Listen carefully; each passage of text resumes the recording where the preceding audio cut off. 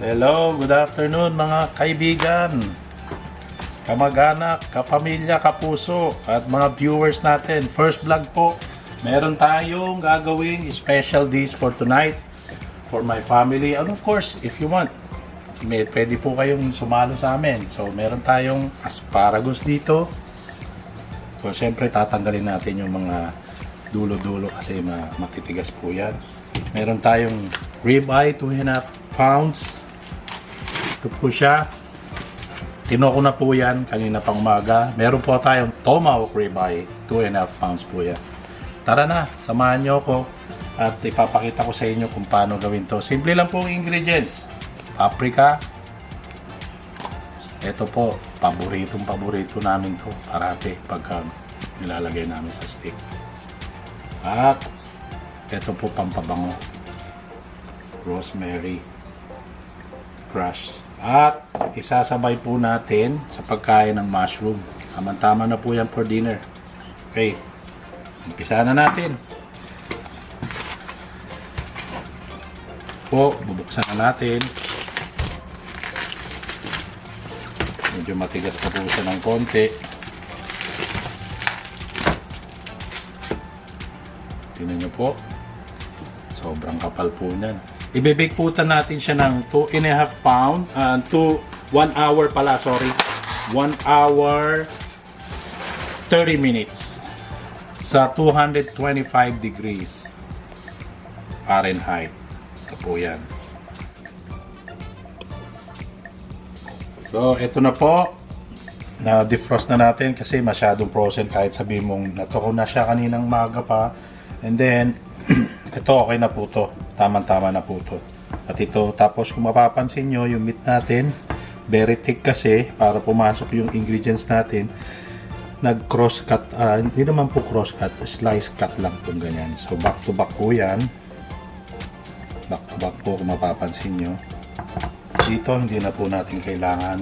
Ito, mapapansin nyo, pinutol ko na po yung mga part na matitigas. At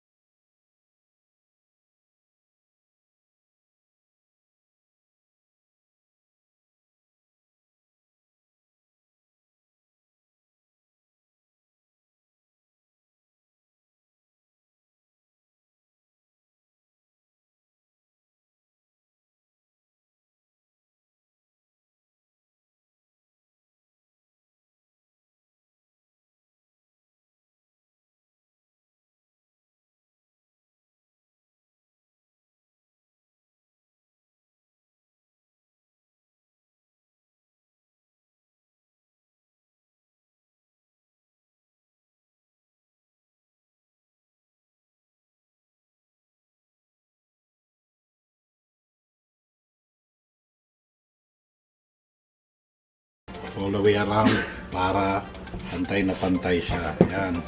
So itong buto, hindi naman natin kailangan lagyan yan dahil mamaya tatanggalin natin yan after nating ma-bake.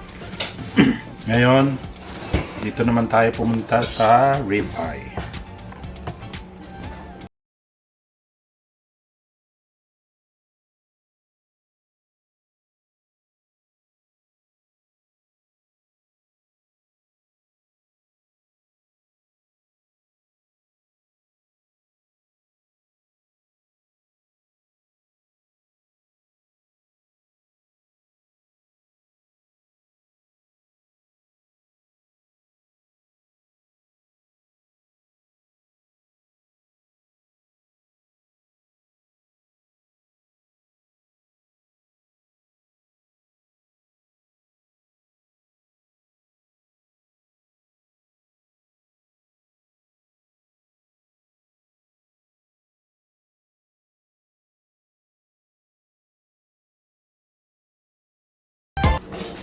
Luto po ng asparagus. Ganito lang po yan. Meron tayong 1 tablespoon of oyster sauce, 1 tablespoon of butter. Kumuha po kayo ng foil, tsaka yung baking pan nyo po. Nasa inyo po yan kung ano pong preparation nyo. Pwede rin pong kasi po natin yan.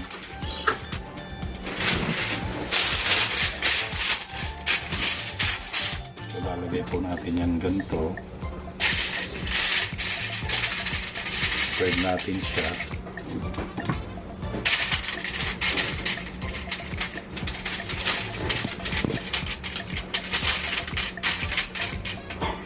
And then, lagyan po natin siya ng patakan lang po natin siya ng mga ayun, tumunog na po.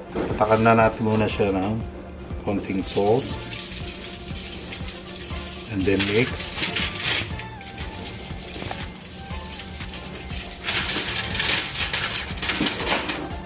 And then pepper. And then mix. So, nag-alarm na po, mainit na po. Ilalagay na natin itong ating tomahawk rib.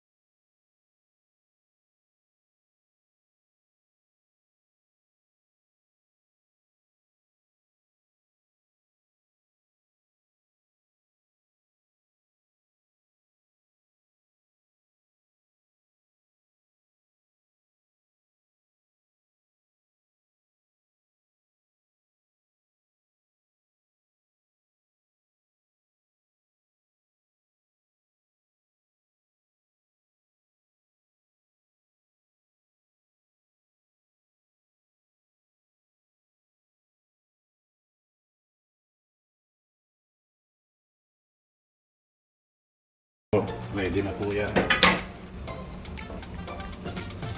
Okay, tapos na po. Ito na po yung ating tomahawk ribeye. Pagkatapos nating i-oven ng 1.5 hours. Nakalimutan ko sabihin sa inyo, if i-flip over nyo after 45 minutes. So, each side, 45 minutes. Okay? Ngayon, mag-i-start na tayo dun sa ating ribeye. And then, hindi pa po tapos ito. Ipa-fry pa natin to sa ayan. I-oven natin yung ating asparagus. Ayan. Ayan. Pinasok ko na po yung asparagus sinet ko po for 12 to 15 minutes. Ngayon, yung butter.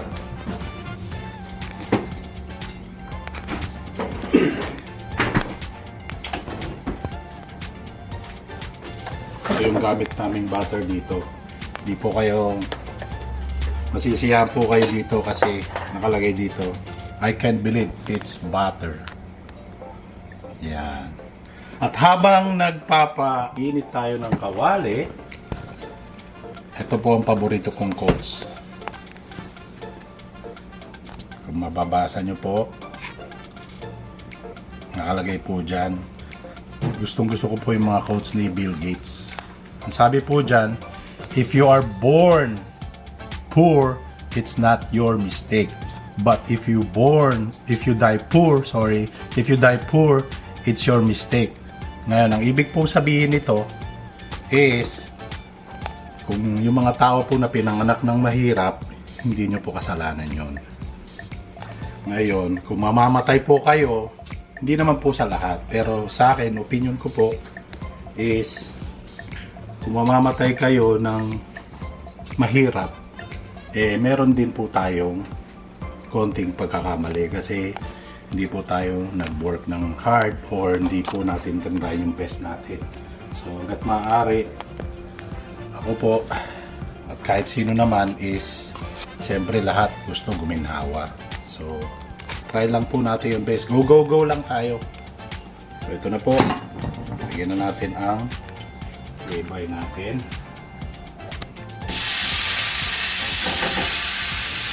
First, wala muna po siyang butter.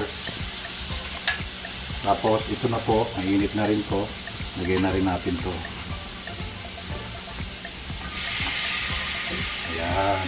Ito po, pwede na natin lagyan ng butter. Ito medium, ito low lang. So, i-scoop tayo ng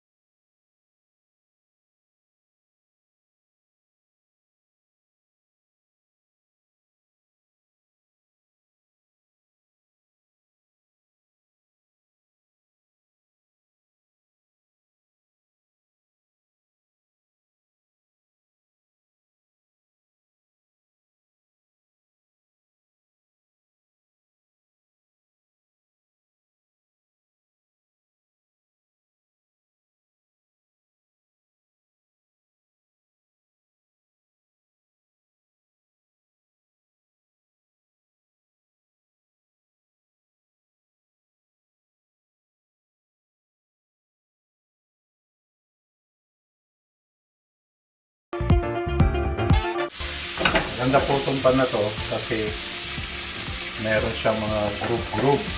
So, mangyayari nga, para may design yung inyong ribeye. Hindi nyo maigit. Diba?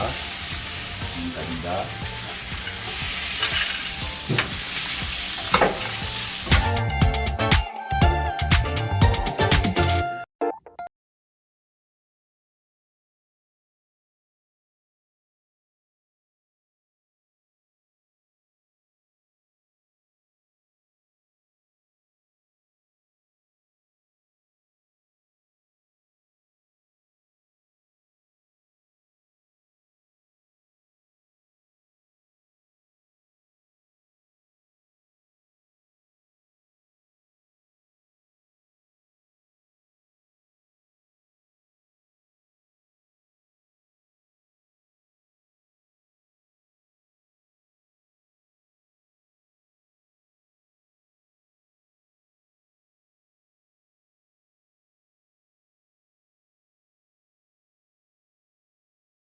Tomahawk ribeye.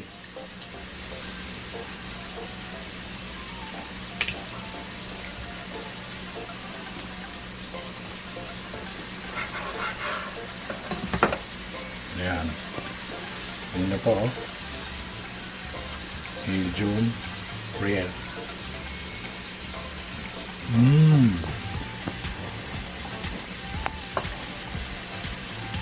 Napakalambot po, oh.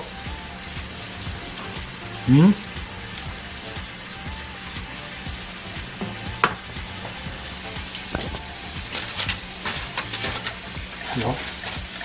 Napakasarap yan.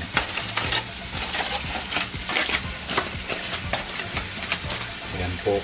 Ang tama-tama. Ayan. Mahuli na natin ito. Ayan po. Tamang-tama.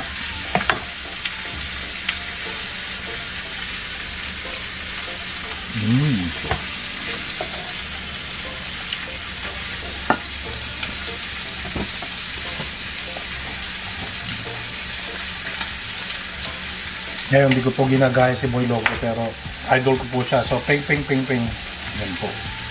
So, ang garnish natin.